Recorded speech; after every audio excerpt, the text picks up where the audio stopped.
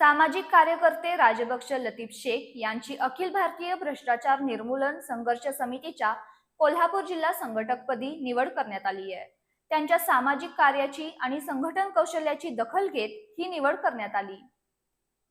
करवीर तालुका उजगाव इथले सामाजिक कार्यकर्ते राजबक्ष लतीफ शेख यांची अखिल भारतीय भ्रष्टाचार निर्मूलन संघर्ष समितीच्या कोल्हापूर जिल्हा संघटकपदी निवड करण्यात आली आहे. उत्तम संघटन कौशल्य आणि सामाजिक क्षेत्रातील योगदानाची दखल घेत त्यांची ही निवड करण्यात आली. निवडीचं पत्र समितीचे धीरज रोकडे यांनी राजबक्ष शेख यांना प्रदान केलं. भ्रष्टाचार निर्मूलनासोबतच सामाजिक कार्य आणि संघटनेचं काम अधिक जोमानं करण्याचा निर्धार राजबक्ष शेख यांनी यावेळी व्यक्त केला.